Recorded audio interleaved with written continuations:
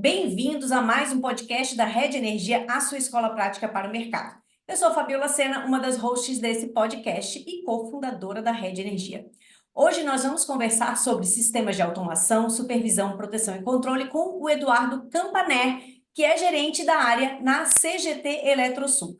Mas antes de passar a palavra para o Eduardo se apresentar, nós vamos passar algumas informações sobre a nossa escola. A Rede Energia é a escola de formação contínua para carreiras que precisam compreender tudo sobre mercado e regulação de energia, nos segmentos de geração, comercialização, transmissão e distribuição. A Rede possui 3 produtos de capacitação: a assinatura anual, cursos avulsos com experts do mercado e cursos em conta. Te convidamos a seguir a Rede Energia na sua plataforma de streaming de podcast favorita, mas também no LinkedIn, Instagram e no Telegram para ficar por dentro de todo o nosso conteúdo disponibilizado gratuitamente. Tudo isso você encontra no site da Rede, redenergia.net. Lembrando que hoje, maio de 2024, nossa assinatura anual já está com mais de 295 horas e todos os meses novos conteúdos são incluídos. E depois desse pequeno comercial, Eduardo, por favor, se apresente e na sequência a gente já começa o nosso bate-papo. Bom dia a todos. Primeiramente, eu quero agradecer a oportunidade de estar aqui falando na Rede Energy, no Redcast. Quero deixar gravado aqui que eu sou um grande fã dos Redcasts, ouço todos, tá? E parabenizar a Fabiola por esse excelente trabalho de disseminação de conhecimento no setor elétrico, que é um setor muito específico e exige muito conhecimento para os profissionais que vão atuar nessa área. Bom, meu nome é Eduardo Polvani Campanella, eu sou engenheiro eletricista, graduado na UFSC. Já passei pela Brasil Telecom, quando ainda era Brasil Telecom, trabalhei na distribuidora, que foi a Celesc, e acabei me encontrando aqui na CGT Eletrosul, né, pertencente agora ao Grupo Eletrobras. Então, eu sou gerente da área de automação, proteção e telecomunicações, e eu espero poder transmitir para vocês aí bons conhecimentos para vocês poderem aprender, né, quando forem usar e ter a necessidade de se conectar no sistema de transmissão. Legal, Eduardo. Muito obrigada pela tua presença. Eu já vou começar perguntando sobre os procedimentos de rede, que eu acho que é onde conecta literalmente, né? Onde os temas de quem está ouvindo a gente, que está querendo se conectar na rede básica, e aonde que os procedimentos de rede, eles interagem com essas questões de supervisão, proteção, controle, e qual a importância desses procedimentos de rede aí para quem está se conectando, sobretudo geradores, consumidores livres e outros transmissores também, né? Porque, afinal de contas, transmissoras se conectam em transmissoras também, né? Falou uma coisa muito interessante, Fabíola. Temos muitas transmissoras novas chegando no mercado. Bem importante essa sua colocação. Bom, eu sempre brinco que o procedimento de rede é quase que a bíblia do sistema de transmissão, né? Então, os procedimentos de rede foram definidos pelo INS e aprovados pela ANEEL. Esse dispositivo está previsto na Lei 9648 de 98 e tem o objetivo de coordenar e controlar a transmissão e a geração dos agentes que fazem parte do Sistema Interligado Nacional. Então, eles definem padrões de construção e modernização de sistemas de transmissão, assim como a operação e manutenção, mas também abordam questões operacionais, como o planejamento da operação, a própria operação em si, a integração de novas instalações e alguns indicadores sistêmicos.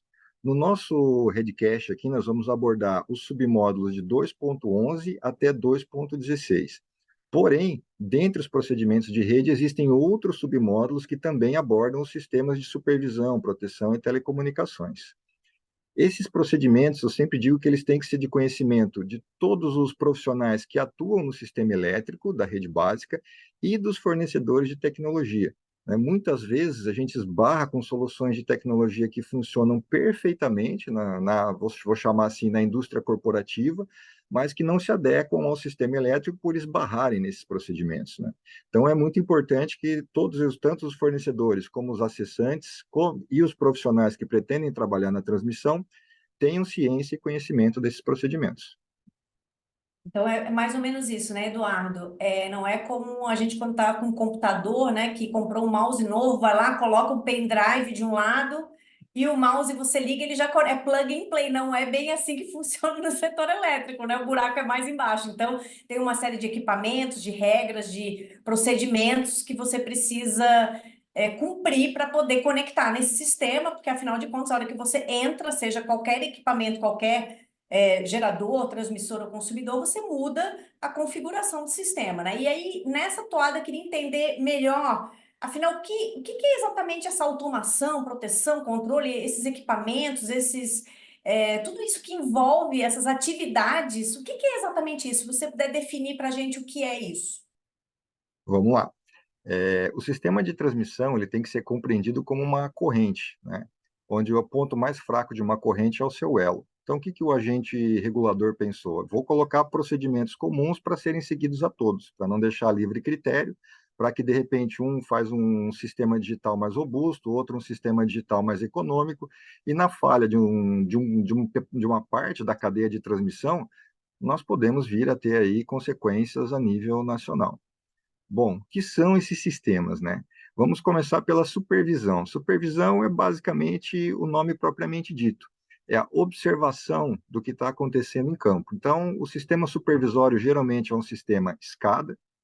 O que nós utilizamos e o que é amplamente usado no Brasil é o sistema SAGE, que foi desenvolvido pelo CEPEL.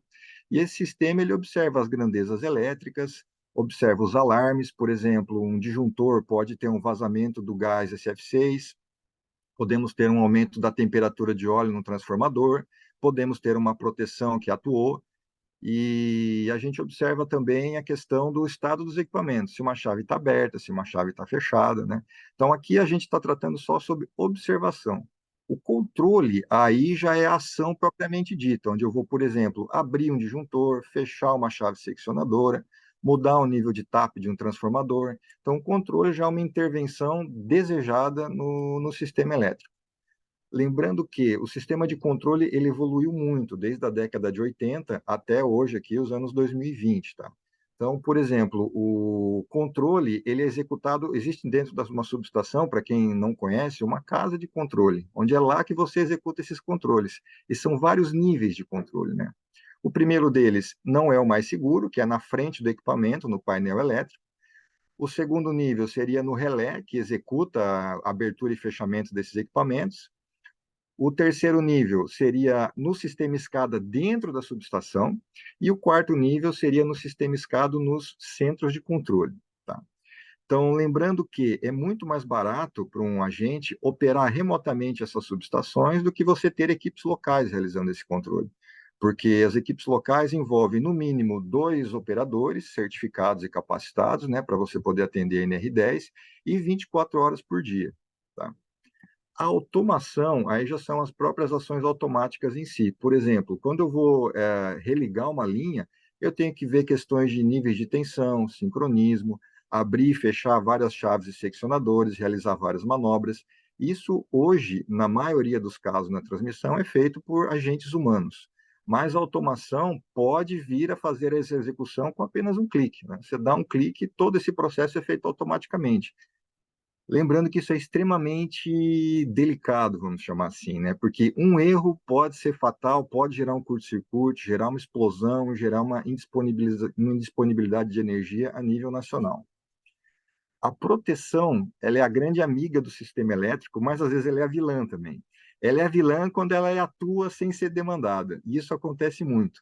Então, qual que é a função da transmissão? Ela fazer a eliminação de falhas no sistema elétrico. Por vezes, alguém faz uma queimada embaixo de uma linha de transmissão, o que pode gerar uma descarga.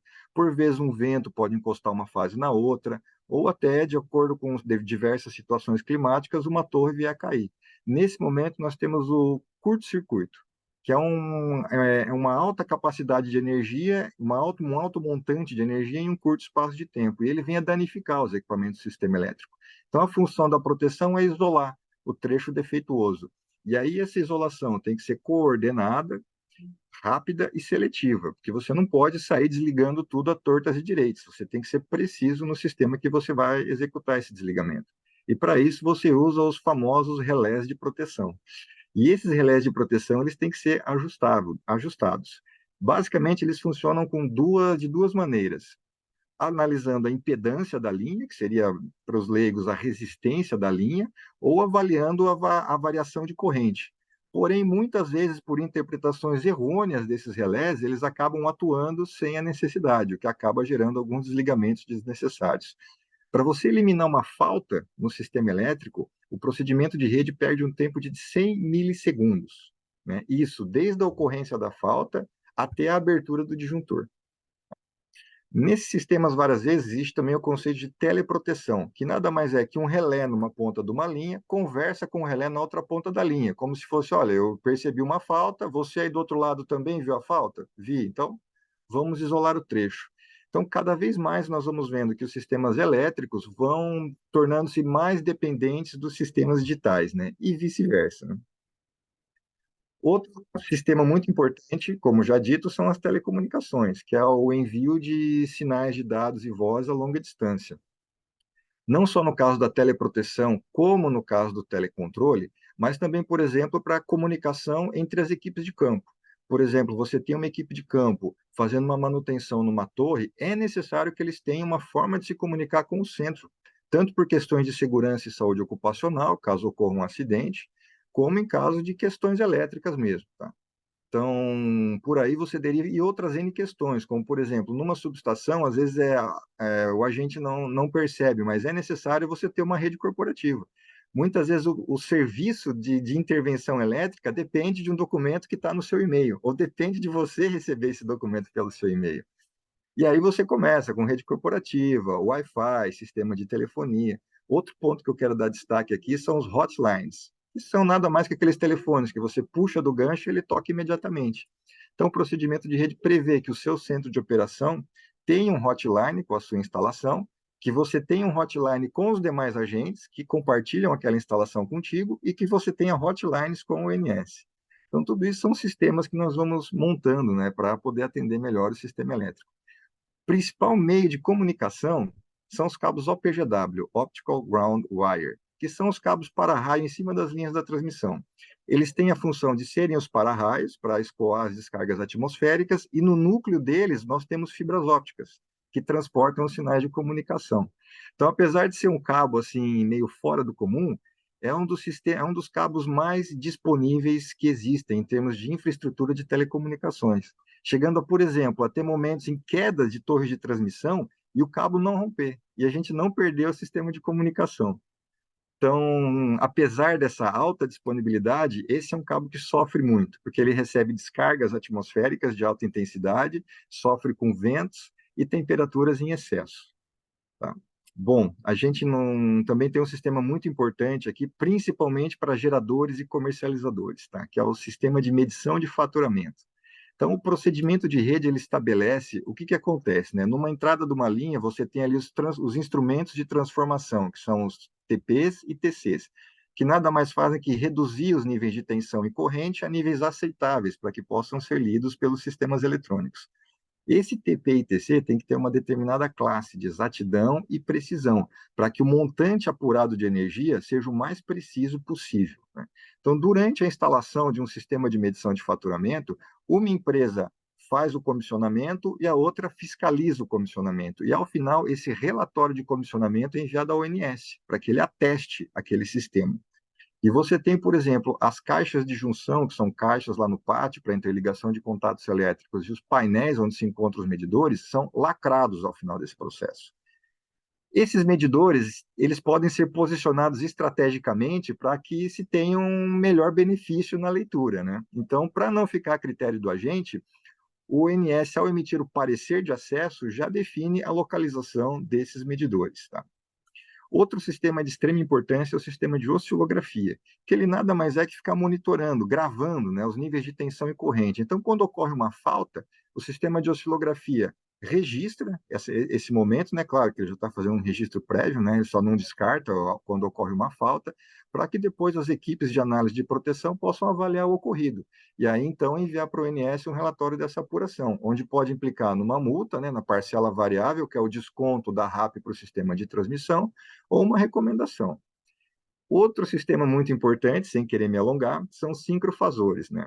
Se você pegar a corrente alternada, né, ela é um ciclo, e um ciclo pode ser expresso em forma de uma circunferência de 360 graus. Então, o que é um ciclofasor?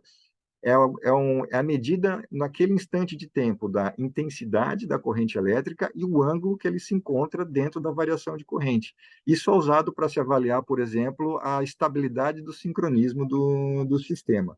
Em instalações iguais ou acima de 500 kV, o agente é obrigado a ter um sistema de sincrofusores. Espero não ter me alongado muito, mas são vários sistemas e todos eles são fundamentais para o agente poder obter o termo de liberação e energizar o seu empreendimento. Nossa, Eduardo, acho que você vai ter que ir lá na rede dar uma aula sobre isso, porque só essa pergunta que eu fui fazer, que eu achava que era uma pergunta, digamos aqui, assim, indefesa, né? Uma pergunta bem complexa. E aí você falou um pouco sobre questões ligadas mais às grandezas elétricas, né? E, por exemplo, você falou agora de ciclofasor e outras coisas. Mas você falou muito também sobre a questão de comunicação, a parte mais digital, né? E aí eu fiquei pensando aqui que, bem, hoje em dia tem hacker para tudo quanto é lado, né? E eu falei, pô, será que esse é um tema que já aflige, né? Essa questão de proteção, controle, todos esses sistemas. Esse é um desafio hoje que vocês enfrentam para implantar, manter, operar esses sistemas, ou ainda é uma coisa que vocês não se preocupam tanto ainda? Fala um pouco sobre esses desafios, se essa questão de hackers é um tema. Fiquei curiosa. Os meios de telecomunicações são o principal desafio. Eu não vou, claro, você, quando for construir uma subestação, você tem que fazer a localização do terreno, licenciamento ambiental, fazer as fundações, colocar os equipamentos. Mas por que eu falo que é o principal desafio? Porque, por vezes, ele acaba ficando negligenciado, porque, às vezes, telecomunicações é simples. Porém, os procedimentos de rede exigem que os sistemas de telecontrole tenham duas rotas distintas. E, por vezes, quando você vai construir uma subestação lá no, entre aspas, no fim do mundo, não chega nenhuma operadora lá, não chega nada. Então, quanto menos duas rotas de telecontrole. Ou pior, duas rotas de teleproteção, né? Você tem uma linha, ela tem um caminho natural da teleproteção, que é o OPGW, e a segunda rota, como fica? Então, várias vezes a gente fala que entra alguns acessantes que eles já entram, no modo de dizer, esnucados. Não consegue sair de lá com o sistema de telecom. Mas, assim, os desafios hoje encontrados, tanto na implantação como operação, principalmente começam na questão do planejamento. Então, toda vez que eu vou entrar numa subestação existente, eu tenho que me adaptar à filosofia que já está implantada lá. Então, quando eu for colocar lá os meus sistemas de proteção e controle, eles têm que conversar com o sistema existente e no padrão do sistema existente, né? Esse processo de planejamento envolve aí toda uma equipe de engenharia para selecionar de acordo os equipamentos e fazer a especificação técnica correta. Um projeto, por exemplo, de produção e controle chega a ter centenas de pranchas, conferência de fios, bornes, relés auxiliares, fora a revisão dos documentos existentes do acessante. Então, aí começam a aparecer certos custos que o acessante tem que prever quando for orçar o seu empreendimento, né? Após isso, entra uma fase de teste de aceitação em fábrica, né, para você conferir se essa solução, se essa parametrização está atuando corretamente, e depois os testes de aceitação em campo, onde ali você está sendo pressionado pela data de energização, você tem inúmeras empreiteiras no campo trabalhando, e você tem que coordenar, além de tudo isso, os desligamentos junto ao ONS, né, porque todo desligamento do sistema de transmissão precisa ser previamente aprovado pelo ONS. E aqui nós temos dois fatores que eu considero cruciais. O primeiro é segurança e saúde ocupacional, para evitar choques elétricos, porque nesse momento tem painel entrando, tem painel saindo, tem cabo por tudo, tem borne exposto. Então é muito, muito perigoso, né, acontecer ali um choque elétrico, então tudo isso tem que ser muito cuidado. E o desligamento por erros humanos. É muito comum, às vezes, durante um teste, alguém acabar testando um borne errado, devido, né, à situação que se encontra, e acabar desligando uma linha acidentalmente, e aí tendo que acabar apagando a PV. Né? As equipes de operação, então, geralmente, as transmissoras são divididas em equipes de projeto e equipes de operação e manutenção. A operação e manutenção recebe esses projetos. E aí tem que ser feito todo o cuidado dos ajustes, recálculo desses ajustes de proteção e a gestão dos sobressalentes, que parece uma coisa simples, mas por vezes não é. Porque quando é novo é fácil, né? Quero ver daqui a 10 anos, quero ver o Eduardo Campaner do futuro, se ele vai me elogiar pela gestão que eu deixei aqui plantada hoje para ele, né? Porque acontece, por vezes, de você usar o sobressalente e você esquecer de repor. E aí depois pifa de novo, né? Apesar do sistema ser duplicado, então você pifa de novo, fica com um e depois fica sem nenhum. E aí o que é que você vai fazer? Vai correr atrás do fabricante? Bom, agora esse produto não é mais fabricado, já não estou mais vendendo, ou ele está custando 3 vezes mais, porque não existe muito desse modelo no mercado. Então, todo esse planejamento de gestão de sobressalentes e modernização sistêmica é fundamental. Lembrando que todos os sistemas que nós estamos abordando aqui têm que ser duplicados pelo procedimento de rede. Então, muitas vezes vem assim o provedor e fala, pô, eu sei fazer uma solução muito mais barata do que essa. A questão não é o preço, a questão é a disponibilidade sistêmica e atendimento às regras setoriais. Então, isso tem que ficar muito, muito claro aqui na mensagem que eu quero passar. Outra questão que eu quero bater aqui é a teleassistência, né? É muito mais barato você telecomandar uma subestação a partir de um centro de controle. Porém, você tem que atender os requisitos de teleassistência. Teleassistência é uma disponibilidade de 99,95% do tempo essa subestação está sendo possível de ser operada remotamente. E ela envolve inúmeros fatores, desde canais telefônicos, redes de telecomunicações, até sistemas de CFTV. Agora nós temos câmeras nas subestações também.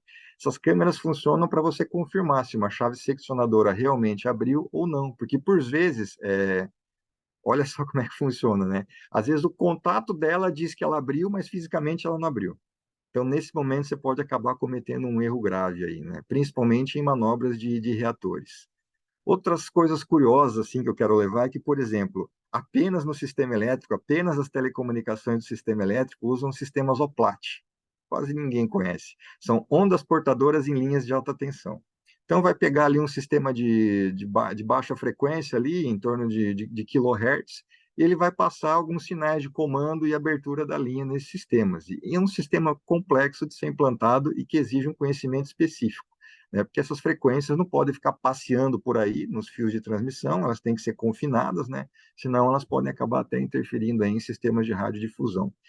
E os meios satelitais, né? Cada vez mais presentes no nosso cotidiano, e o setor elétrico não podia ser diferente. Então, hoje, por exemplo, quando você tem um desastre numa linha de transmissão, você tem uma queda de uma torre, você mobiliza ali dezenas de profissionais, hoje você abre o modem satelital e faz uma comunicação, não só profissional, como às vezes a nível pessoal. Nós temos também que nos preocupar em garantir o conforto psicológico dessas equipes que estão trabalhando lá. Porque assim como nós, quem está lá na torre também tem conta para pagar, tem filho que está doente, tem a necessidade de falar com a família. Então, esse sistema satelital, devido a essa facilidade de comunicação hoje em dia, vem de encontro a essa necessidade. E aí você deriva, por exemplo, sistemas escada, né? Quando você vai montar um centro de... Outro desafio, né? Você montar um centro de operação, você precisa que a interface seja amigável, né? Por exemplo, eu conheço vários sistemas que às vezes a interface não é tão amigável, mas na operação do sistema elétrico, se ele errar, ele pode fazer um desligamento indevido e acabar a empresa sendo penalizada na parcela variável. Então, esses sistemas escadas, eles têm que ser precisos, os seus alarmes têm que ser limpos, porque não jogar tudo e qualquer alarme para o operador resolver, e a tela tem que ser clara e objetiva, né? E, além de tudo isso, a especialização dessas equipes, né, que eu considero um dos desafios primordiais também, e aí entra o trabalho que a Rede Energy faz, né? Porque você, às vezes, pode ser um ótimo profissional de telecomunicações lá no provedor, você pode ser um ótimo profissional de proteção na área industrial, mas quando você entra no sistema de transmissão, você tem muito que aprender e adequar. Não que esses conhecimentos não sejam úteis, não estou dizendo isso, são muito úteis, mas você precisa adequar esses conhecimentos ao setor elétrico. Por isso que todas as empresas de transmissão investem fortemente em treinamento das suas equipes.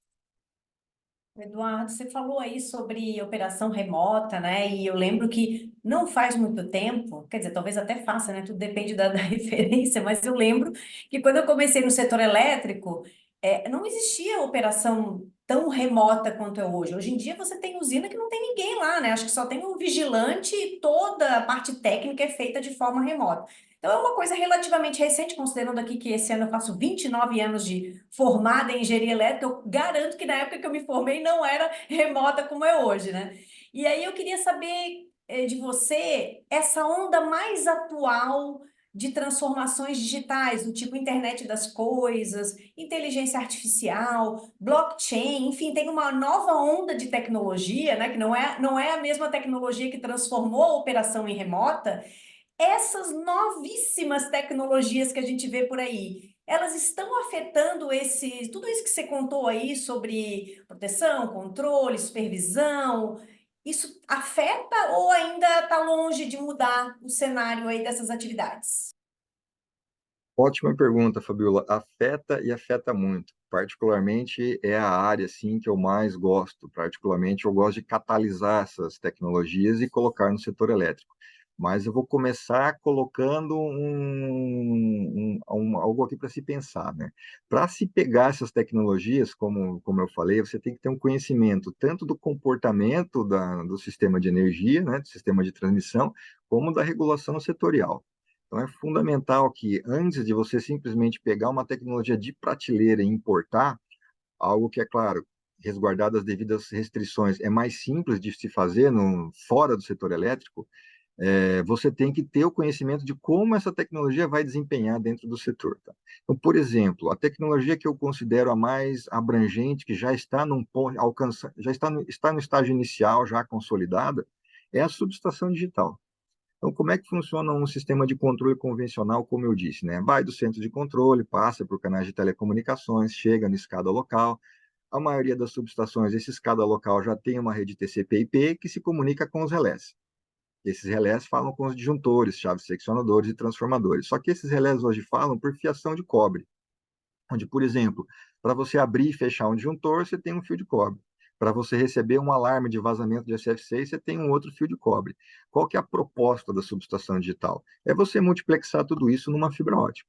Então, você coloca lá um equipamento no pátio, na frente dos disjuntores, chaves, TP e TC, ele recebe esses sinais analógicos, converte em digital e manda para a casa de comando.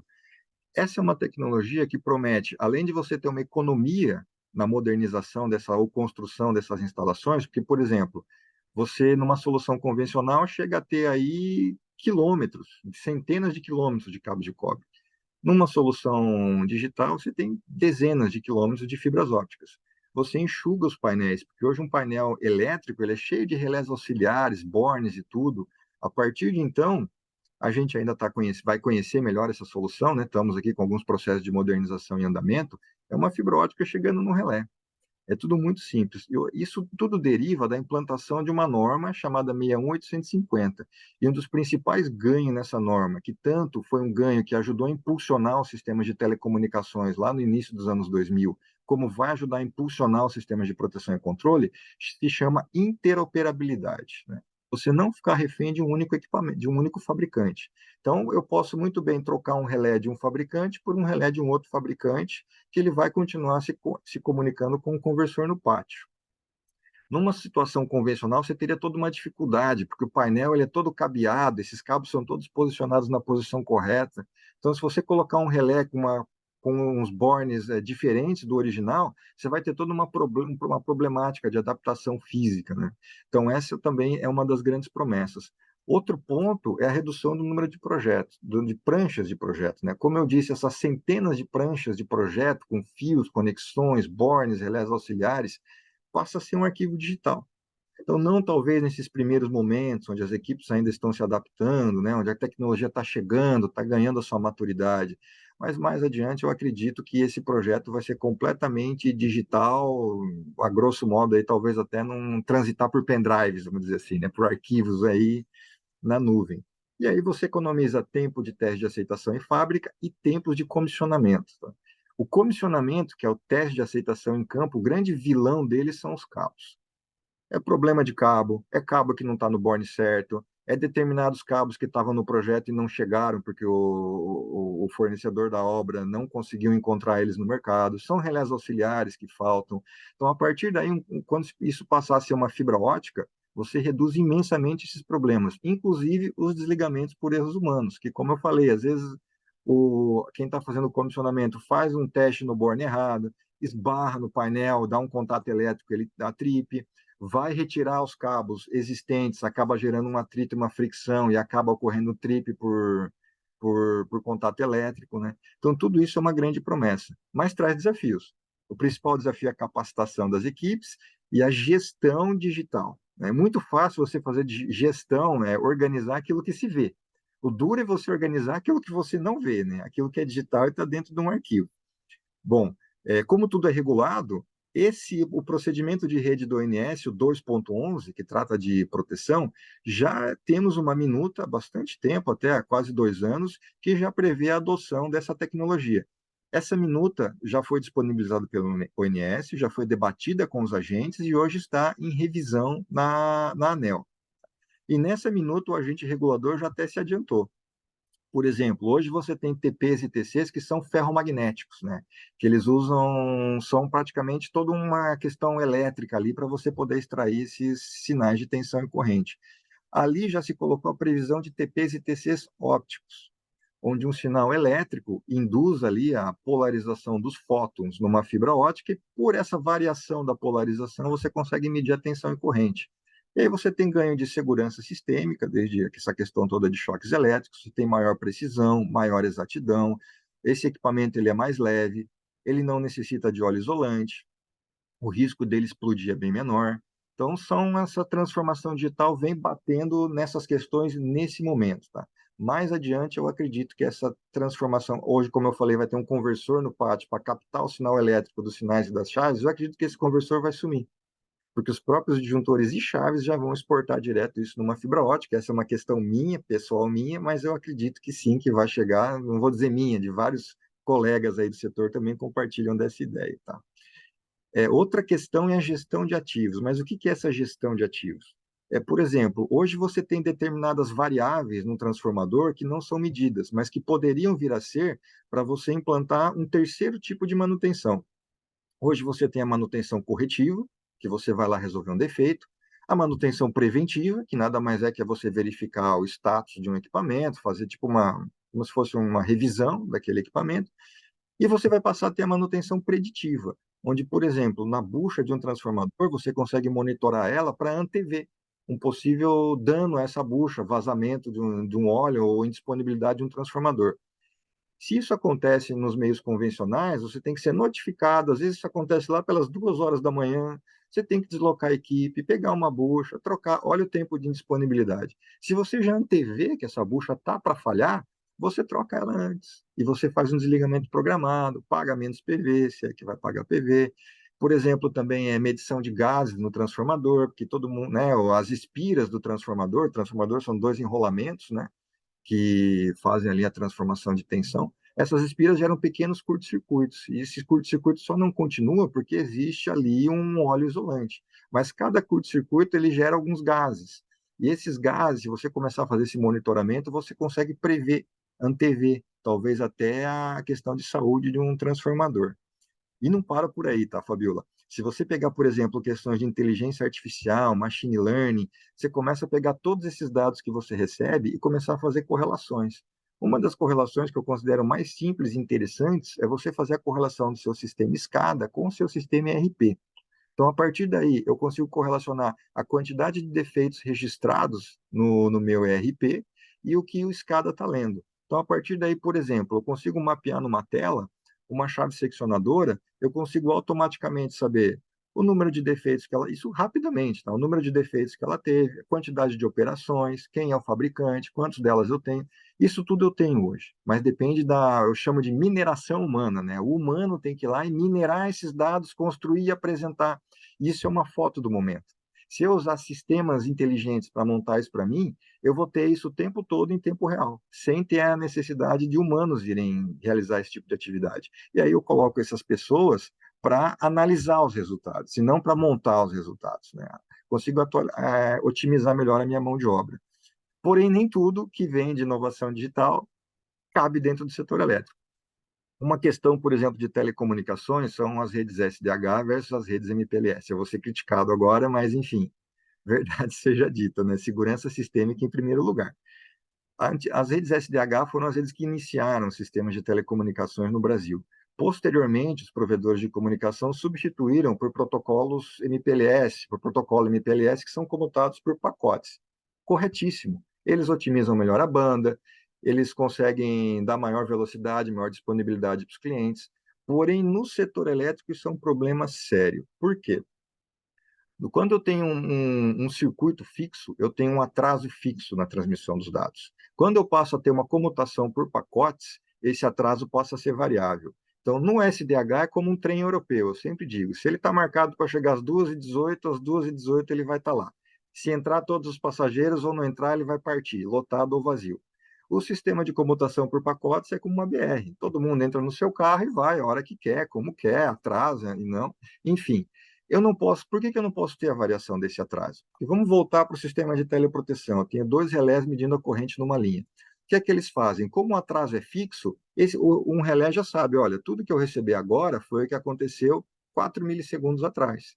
Se esse atraso variar, por exemplo, para 8 milissegundos, como a corrente é uma senoide, eu posso acabar estando no ponto zero da senoide e o relé achar que eu estou no topo.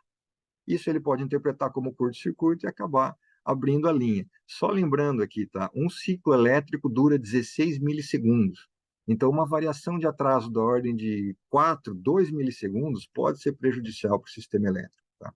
Então, esses sistemas comutados por pacotes para teleproteção existem em linhas ponto a ponto, porém, um sistema complexo, malhado, com um anel óptico do tamanho de 2.500 quilômetros, ainda é muito arriscado para se colocar na nossa visão. Então, essa tecnologia ela é nova, ela é melhor do que a SDH, o MPLS, para a transmissão de dados, mas quando aplicado ao setor elétrico, nós sempre vamos prezar, em primeiro lugar, pela segurança sistêmica. Então, basicamente, antes de você adotar a transformação digital, você precisa analisar ela e ter uma equipe que saiba adaptá-la às necessidades setoriais. Não é ir com sede ao pote, né, Eduardo? E é muito interessante isso que você falou, eu comecei a lembrar aqui que no ano 2021, 22, houve diversos ataques cibernéticos nas redes de gás dos Estados Unidos. Eu lembro disso, né? Foi muito falado e tal. Eu queria saber, no caso do setor elétrico, não sei se você tem alguma notícia de setor elétrico de uma forma global, e aqui no Brasil, se teve algum caso, e quais os desafios nesse tema da cibersegurança? Porque como você falou muito em inovação digital, temas, agora eu fiquei curiosa especificamente de cibersegurança. Se a gente está protegido desses hackers aí. Estou nervosa com esse negócio de hacker aí, você já viu, né? Foi a Colonial Pipeline lá nos Estados Unidos, né, que ficou com a operação indisponível por acho que 10, 15 dias. Existem casos aqui no Brasil também, né, eu prefiro não mencionar, mas a cibersegurança sempre foi uma questão levantada desde os anos 2000.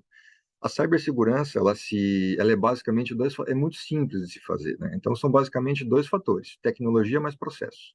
Se você olhar para essa fórmula, você não vai errar. Outra questão que é fundamental é segregar as redes de TI e TO.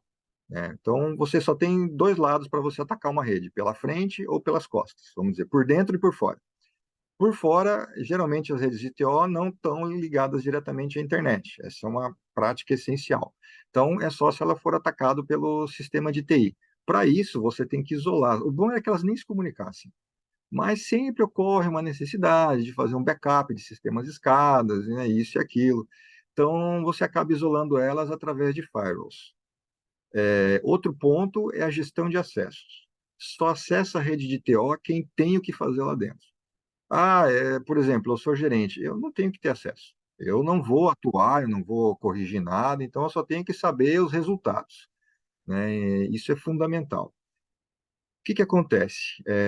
O ONS, lá no procedimento de rede, o submódulo 2.16, previu um item, olha, recursos tecnológicos e processos de cibersegurança. Então, ali já nasceu um indicativo de que os agentes deveriam começar a ter essa preocupação. Aí, posteriormente, foi-se publicado, então, a rotina operacional do ONS, que estabeleceu o conceito de AR-Cyber. O AR-Cyber são os centros de operação, são os sistemas nervosos do setor elétrico. Então, ali, o ONS estabeleceu uma série de medidas, e aqui eu quero deixar bem claro que não é meramente uma obediência regulatória, sim uma concordância técnica. Tá? Muitas vezes a gente tem a necessidade técnica, mas às vezes fica aguardando o que o agente regulador, o operador vai anunciar, e realmente ele anuncia o que tem que ser feito. Então, o que prevê essa rotina operacional? prever o inventário sistêmico, prever a gestão desses acessos, a segregação das redes e a nomeação dos responsáveis. Então, cada vez mais aparece assim, quem é o gestor, né? Com quem eu vou interagir? Quem é que responde por tudo isso aqui? E uma das questões cruciais que eu quero levantar aqui se chama gestão de vulnerabilidades. O que é uma vulnerabilidade? É um sistema desatualizado que acaba possuindo brechas que podem ser exploradas por hackers. Na TI isso é muito comum, onde você pega e atualiza o seu Windows, né? O Windows 10, o Windows 11, o Windows o H2, o H2.1, enfim. Você faz essa atualização e você nem percebe. Num sistema de proteção e controle, se você for fazer uma atualização, você pode acabar tendo que recomissionar toda a instalação, né? Ou, por vezes, até acabar gerando indisponibilidade de alguns alarmes, de alguns eventos necessários para o operador. Então, nesse ponto, é necessário muito cuidado das equipes. Então, o que é que você faz? Você mitiga essas vulnerabilidades, você as protege. Você mantém elas, porém você cria uma redoma em torno delas de uma forma que elas não venham a ser acessadas. Vou dar um exemplo aqui, tá? Hoje em dia é o antivírus, né? Mas hoje em dia se fala Endpoint Defense Response, que é o EDR. Já tem até o XDR, né? Que a gente tem aqui na TI também. Então, o que acontece? O EDR ele cuida da sua máquina, assim como você tem um antivírus aí no seu computador.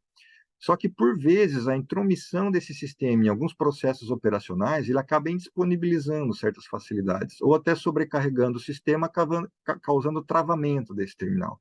Então, é muito necessário, quando você for colocar esses sistemas, a parceria com o desenvolvedor, porque ele vai acabar tendo, por diversos casos, que padronizar essa solução. Isso são situações que eu vivi na prática, tá? Com 2 fornecedores. Eu falei, pô, não pode ser, botar um antivírus, colocar um antivírus numa máquina, não tem o que acontecer. E eu acabei me enganando e acabei me equivocando. Realmente, ela travou a máquina. Quando chegou o segundo fabricante, eu já estava mais experiente e travou a máquina de novo, né? Então, tem sempre essa necessidade. Outra questão é a questão comportamental da rede de TI e TO. Quem determina o comportamento da rede de TO são equipamentos. Equipamentos sempre fazem as mesmas coisas em linhas gerais. Volta e meia tem um usuário lá, mas ele provavelmente vai ter o mesmo comportamento. Na TI, quem determina o comportamento é o usuário. Então, um belo dia, vai alguém lá, resolve acessar um site, resolve baixar um vídeo, resolve usar um novo programa. Comportamento é completamente imprevisível na TI e previsível na TO. Então, é mais fácil você gerenciar uma rede de TO, é mais fácil você notar qualquer alteração comportamental. O que acontece aqui para o gestor? É você fazer o casamento das equipes de TI e ferramentas de TI, de novo esse assunto, né, da adaptação, em relação à TO. Porque a equipe da TI, quando vê a rede de TO, vem assim a cavalaria para cima, vê um campo aberto para implantar todas as melhorias que não estão sendo implantadas pela equipe de TO. Porém, como já dito, essas melhorias podem acabar disponibilizando os sistemas. E a equipe de TO, às vezes, acaba acreditando que isso nunca vai me acontecer, né? O que também é outro erro. Então, às vezes, você acaba tendo que dosar esses 2 mundos e fazer eles convergirem para um ponto comum, tá? Seria isso, Fabio. Nossa, vou falar que eu não imaginava que o negócio era tão complexo. A tecnologia envolvida é complexa e é muita coisa. Você sabe, Eduardo, que recentemente eu fui visitar o centro de operação lá do ONS aqui de Florianópolis, né? Ali na SC401. Eu nunca tinha ido, nunca tinha visitado na minha vida o centro de operação. E aí fiquei impressionada, porque é uma sala bonita, alta, grande, todo mundo de gravata. Nossa, eu fiquei impressionada até com o quão que aquilo ali realmente é levado de uma forma muito séria, até na forma de como as pessoas se vestem. Achei muito bacana. E aí eu fiquei pensando, beleza, esse é o centro de operação do ONS aqui Sul. Agora, existem centros de operação em cada agente, né? Cada transmissora, distribuidora, gerador. Como que esses centros se comunicam? Como que é? O que é exatamente que tem dentro de um centro de operação? Fala pra gente, que eu fiquei curiosa ali, eu fiz algumas perguntas, mas também fiquei um pouco com vergonha. Agora aqui estou sem vergonha, estou perguntando tudo para você aqui no nosso podcast. Fica à vontade, Fabiola. Também, quando escuto os podcasts da rede, eu vejo ali temas, eles são, para mim, são completamente, né, não entendo, mas são básicos para quem está comentando, né? Mas os centros de operação é no sistema nervoso do sistema elétrico, né? É de lá que acontece, por exemplo, a geração, né? Às vezes o ONS fala, olha, reduz a geração, aumenta a geração, né? Às vezes fala, olha, muda o nível de TAP de um transformador. Então, é de lá que partem todos esses comandos para as instalações de transmissão, né? Então, lá essa comunicação acontece tudo via os canais hotline, que eu já mencionei, e essas comunicações têm que ser gravadas, tanto entre os centros de operação, como quando se vai comunicar com as instalações do agente, tá? Ou alguns sistemas, por exemplo, as redes intermitentes, eólica e solar, o ONS já está usando o sistema web para fazer essa comunicação de controle da geração. Esses centros têm operadores que eles têm que ser certificados e capacitados para executar as manobras, recomposição sistêmica e tudo mais o que é necessário para no momento de uma indisponibilidade. Tá? E esses centros de operação, na verdade, eles são vários centros. Tá? O sistema elétrico começou a adotar mais centros. Então, por exemplo, você tem o centro de operação do sistema elétrico propriamente dito, você tem os centros de telecomunicações, que fazem a supervisão dos sistemas de telecomunicações, você passa a ter na cibersegurança os Security Operational Centers, que nada mais são do que eles observam, né, o comportamento da rede do ponto de vista da cibersegurança, e você tem agora também os centros de gestão de ativos, que nada mais é que aquela história que eu comentei, que é monitorar o transformador para poder antever uma falha ou um dano. Algumas empresas já estou vendo aí que criaram centros de monitoramento de barragens, que você monitora ali o comportamento sistêmico da barragem em relação ao clima e tudo mais. Então, cada vez mais esses centros vão aparecendo e todos eles interdependentes de recursos tecnológicos. É interessante, deu a impressão como se fosse uma cebola, né? São camadas, você vai agregando camadas e essa da gestão de ativos, pelo que você falou, é a mais sofisticada, né? Aquela que de fato você vai poder colocar ali sistemas inteligentes para poder extrair dados, né? E como diz, o que você não mede, você não gerencia, né? Então é um pouco isso, né? Você começa realmente a até otimizar os recursos e diminuir parcela variável, aumentar o EBIT, da eficiência, né? E tudo isso acaba revertendo tanto para o consumidor como também para o acionista, né? Que é o que a gente quer. E você comentou, agora já vou para a minha última pergunta, tá? Não vou mais te explorar aqui não, Eduardo, já fiz um monte de pergunta aqui, mas eu queria fazer a última, o seguinte, você falou muito em modernização, em inovação digital, em tecnologias novas. Fala um pouco assim, como que é uma visão que eu tenho mais clara no caso da distribuição, no caso da transmissão, eu não tenho muita noção. Como que essas inovações, essas melhorias, né? O agente transmissor, quando ele resolve investir nessas melhorias, isso é reconhecido na RAP? Não é reconhecido na RAP? Tem uma RAP adicional? Como que funciona esse processo de melhorias desses sistemas em relação ao que está lá reconhecido na RAP? Então, né, o que acontece, né? O plano decenal de expansão de energia, ele já tem ali uma questão abordada que é o envelhecimento desses ativos de transmissão, que é tanto a capacidade das transmissoras de fazer a modernização, como também o incentivo regulatório para isso. Nos sistemas aqui que nós estamos abordando, eles têm uma vida útil regulatória de 15 anos. Técnica pode chegar até 20 anos, a depender da solução. Então, numa concessão de 30 anos, pelo menos uma vez você vai ter que acabar modernizando esse tipo de sistema. Na transmissão, nós temos uma divisão entre as concessões. Temos os contratos licitados, que são os leiloados, onde o empreendedor já deve prever no seu CAPEX a modernização desses sistemas. E temos os contratos prorrogados, onde o CAPEX para a modernização desses sistemas acabam sendo reconhecidos na revisão tarifária periódica. Então, esse processo de modernização, como você bem colocou, ele evita desligamentos acidentais, diminui a quantidade de manutenções necessárias, e tudo isso melhora os custos operacionais da empresa.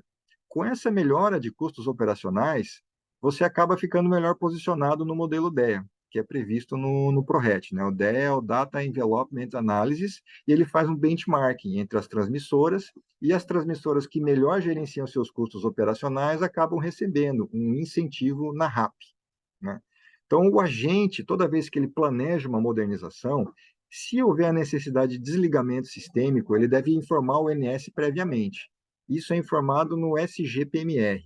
E após o ONS aprovar, a ANEEL aprovar essas obras, elas são publicadas no PMI, que é o Plano de Modernização das Instalações, né? Então, de acordo com o módulo 3 das regras de transmissão, basicamente, tá, quase sempre, todos os sistemas digitais são considerados melhorias de pequeno porte. O reconhecimento dessa receita pode ser de duas formas. Se você vai trocar completamente um módulo, chave, disjuntor, sistema de proteção, controle e supervisão, você vai ser remunerado pelo banco de preços. Se você vai trocar parcialmente, por exemplo, vou trocar só o sistema de controle e proteção, você acaba sendo remunerado pelo valor da obra. Importante aqui salientar que todos esses elementos devem estar imobilizados na sua base de ativos. A revisão tarifária ocorre a cada 5 anos e ela vai olhar a tua base imobilizada. Então, além desses investimentos auxiliarem na eficiência de custos operacionais, ele incrementa a tua base de remuneração regulatória, que depois acaba auxiliando no incremento da RAP. Porque se você não investir, a RAP ela acaba sempre, a depreciação, né, acaba, o consumidor, vamos dizer assim, já pagou a depreciação e a sua RAP acaba decaindo. Então, um incentivo para você manter essa modernização, esses elementos sempre modernizados, é você manter o investimento e continuar incrementando a RAP. E aqui entra a transformação digital, né? E quanto mais rápido você fizer esses processos, mais ativos você vai conseguir modernizar e melhor você vai conseguir o reconhecimento da sua receita. Muito legal. No final fica aí, então, o recado para o pessoal do regulatório também, que tem que ficar de olho. Não, isso aí não tem nada a ver comigo, isso aí é cibersegurança, tecnologia não tem a ver. Tem a ver sim, tem que ficar ligado aí, porque no final vai respingar lá na revisão tarifária. Muito legal, Eduardo. Nossa, eu adorei o bate-papo, mas realmente confesso que eu acho que a gente vai precisar reunir mais uma vez com calma para a gente poder conversar com os nossos assinantes lá na escola, para o pessoal entender por dentro aí. Eu tô achando que vai ter que ser mais de uma aula, mas tudo bem, depois a gente vai conversar e organiza isso. Bom, Aqui a gente tá no fim aqui, terminamos. Queria agradecer demais a tua presença, volte sempre que você quiser, a escola tá de portas abertas para você. Deixa um recado final aqui para os nossos ouvintes. A gente quer saber onde a gente pode continuar se informando sobre esses temas. Se você tiver alguma dica aí de livro, de qualquer coisa aí, deixa um recadinho para o pessoal. bom, o recado que eu deixo é que o pessoal sempre procure se informar, né? Estudar os procedimentos de rede, as regras de transmissão, estudem. O setor elétrico é uma atualização constante, né? E, enfim, está de portas abertas aí. Precisamos cada vez mais novos profissionais, renovar os nossos quadros, né? Pessoas com a mente aberta. E, enfim, estudem. É a única coisa que eu posso deixar para vocês, estudem e se atualizem. Esse é o recado que eu quero deixar para todos os nossos ouvintes. Legal, e a Rede Energia está aí para isso, porque a nossa escola é exatamente essa postura de atualização contínua. E antes de me despedir, queria deixar um recadinho final. Se você gostou desse episódio, não deixe de ouvir os outros. E para deixar as sócias da Rede Energia felizes, deixe aqui a sua avaliação, seus 5 estrelas no podcast. Até a próxima! Muito obrigado e até a próxima. Este foi mais um episódio do Redcast, que também está disponível no YouTube e na plataforma da Rede Energia. Acompanhe o Redcast na sua plataforma favorita e receba uma notificação sempre que adicionarmos um novo episódio. Se você gostou desse episódio, não esqueça de compartilhar e deixar um comentário ou avaliação. Até a próxima!